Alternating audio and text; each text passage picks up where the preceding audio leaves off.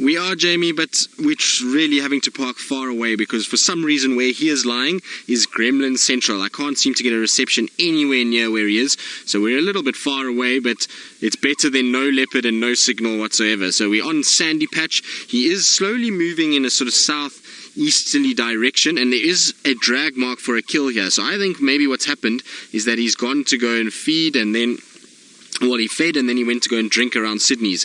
The problem is there looks like lots of tracks for hyenas, so I don't know if he's still got the carcass or if it was stolen from him, but whatever the case may be, he's had a really good meal. He's got a nice big fat full tummy, and so that's at least a good thing. Even if the hyenas have stolen it, he's still looking absolutely impeccable. And he was walking through the golden grass just now when we unfortunately lost signal, and it was just the most beautiful scene as he did it. No, don't get up and move. Oh, no. We've been trying for so long to get a view of him, and now that he's moving, it's going to be a problem, because if he moves too far, I'm not going to be able to keep up with him. And the other problem is that it's just us here, so there's 3 other vehicles that are wanting to come in this direction, so I can't really just leave him on his own and lose it. So hopefully he's going to decide to sit somewhere in that shade. It is a warm morning, so no, does not look good. He looks like he's striding off. No, there we go. Thank goodness for that. I thought for a second there he was going to start walking far away, and we would have had to have had a problem to try and keep up with him with the signal issues. But at least he's visible, and it's better than no leopard, like I say, and better than no signal where we are at the moment. And you can see it's him just, well, one, because of his face. He's got that typical face with his looking a little old and his eyes sag a little bit, but he's got also those tatty ears, which he's the only male in this particular section that has ears as tatty as that, and now he's going to lie down flat. And you can see how well they camouflage. If you look at that from here, it is almost impossible to see that cat. We can see him nicely because we are zoomed in, but that's what you would be looking at if you drove past. It would be very difficult to see him. In fact, even now when I look, I can't make out Mvula at all. It just looks like part of the road that you're seeing there. So it just shows you how easy it is to miss these guys and drive past them. The interesting thing though is that he's been quite active this morning in terms of he's been down, he sleeps for a few minutes, then up and walking, and he's following that drag mark. So we found exactly where he's lying is pretty much where it was dragged over the road. So whether it's him or the hyenas that dragged it, he seems to be following that, which is good news for us because it's heading deeper into Vuyatela and not towards Buffelshoek. So hopefully Mvula is going to spend the morning with us on this side. And at least, like I say, we've got some semblance of a view. It's not the best view, but it's better than no view. And I believe he's been spending a lot of time in the western sector, so he's been a lot around Arathusa and Simambili, and he's been robbing a lot of the young females of their kills, as well as being on some of his kills himself. I know he stole a bushbuck from the Ingrid Dam young female, and he also, I think, stole an impala from Nchila as well at some point. Now the guys are going in the wrong direction.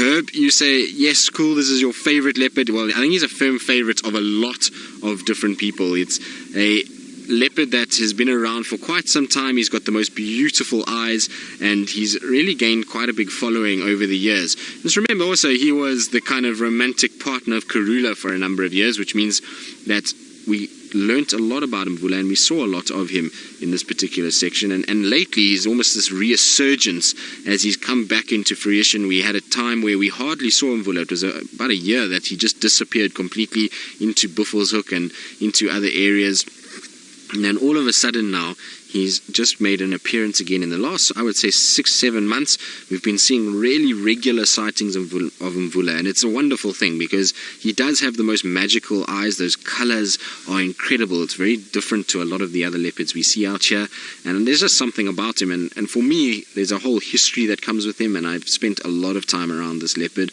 as well as the fact that I know his mother, spent time with her, and so it's kind of a whole lineage that I've followed, and he is really a wonderful individual. And I also like him because he seems to get up to all kinds of interesting behavior. We see him on the most random of carcasses. I've found him on porcupines many times. We know he was on a porcupine here at some stage this year, and he goes on to aardvarks and various other small little animals that are around, as well as the big stuff. I remember when he was in his heyday around sort of 2011, 2012, often used to find him on fairly big female kudu, big waterbuck. I think one day I remember him having a male waterbuck, a fully grown male waterbuck, which how he brought that down I'll never know. And waterbuck is a solid set, powerful animal, but he managed to do it. So he's a bit of a legend in this area, and he's, like I say, making a resurgence back to a viewable leopard. Buttons, you say the stories he could tell us exactly. Imagine what he's seen in his 12 and a bit years of existence. He's travelled a long way. Remember, he was born down in the south of the reserve along the Sabi river, and slowly but surely forged his way northwards. And he's a leopard that had in his prime a massive territory. I remember it stretching from Mvula Male all the way into Manyeleti, so he was really used to walk around quite a bit, and he must have seen some crazy stuff. He's seen females come and go, males come and go, male lions come and go, female lions come and go, and he's really done incredibly well to have survived as well as he has, particularly now that he's gotten a bit older in a predator-rich area as well as a male-rich area. So you must remember that at the moment he's competing with Anderson, Tingana, Quarantine, a couple of the unknown males in Manyeleti, Buffelshoek. There's also, you know, a lot of the young upstarts that are starting to come through as well. So it's not an easy place for a male leopard to be. He's kind of sandwiched in amongst all of that.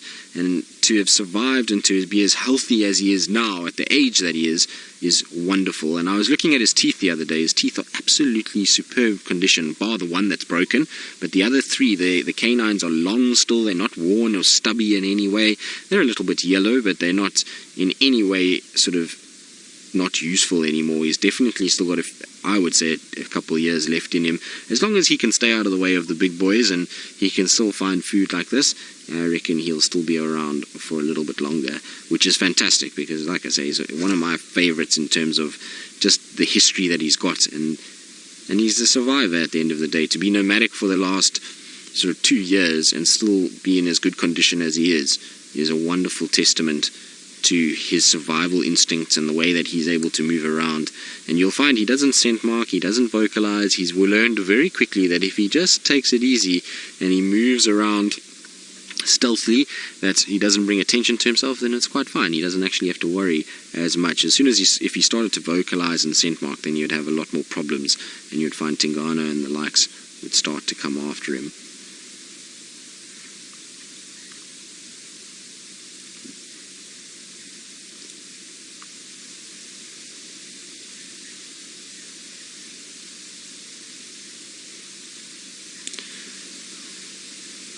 Well, are you wanting to know of any of the more sort of famous leopards and lions that we see in this area? Are any of them GPS chipped or tracking or anything like that? Or is it just based on sightings and us using our skills of tracking and actually finding them, you know, like that? Well, so not one of them is GPS. The only way that you can track an animal via a GPS is through a collar. There is no such thing as a chip that goes into an animal that then sends a signal to a GPS. It just doesn't work that way. You need a battery pack, and so the collar is the only way that you can pinpoint a location via sort of GPS. So you can't put a chip into these animals. It doesn't work that way. The chips that you put into pets are only identification chips. You can't monitor where your pet has moved through one of those little microchips. It doesn't work that way at all. So all of these animals are found either by luck in terms of just driving and there's a leopard in front of you, or by skill where the trackers get off and they track and they follow his footprints and find him that way. So it would be a whole lot more boring for me personally if we could just track these animals. Some days I wish we could, because some days it's quiet and it's tough, but there is so much in being able to find footprints, follow those footprints, find the animal using a bit of your own skill and not just a bit of technology. And there's that element of you driving around and you just never know. You never know who's around, what's around, and that thrill of being able to find these different animals and the unexpected around corners, and to be able to see different animals in different locations. That's just what it's all about for me. I don't think I could ever work in a place where I would have to track the animals using telemetry or a GPS every single day. It just wouldn't work. I wouldn't be a happy person. I don't think it would come across a lot more convoluted and a lot more sort of, contrived is probably the better word for it. I don't think it's a way that safaris should be done. There's definitely a place for it in terms of research and in terms of people that are monitoring certain species that are difficult to follow. But for what we do and the way that we do things, I think there's so much more in being able to just not know what's around the next corner and being able to use a bit of skill to find animals and rely on a bit of luck than it is to just whip out a telemetry kit and drive to that animal every single day. I don't think there's as much fun in that at all. But you can see he's still quite wary. As soon as another car arrives, he pops his head up and he looks around and checks what's going on. I don't think he's going to spend all day sleeping where he is now. We know Mvula is often an animal that moves, even in the heat of the day. We've seen him moving around at 12, 1 o'clock in the afternoon. So I'm pretty sure, bless you, Sepp, he's going to lie here for a bit and then maybe start heading towards where this carcass was dragged. It'll be interesting. I'm going to probably from here go and check at the hyena den and see if maybe the carcass that he had was dragged to the hyena den, because it's heading in that general direction.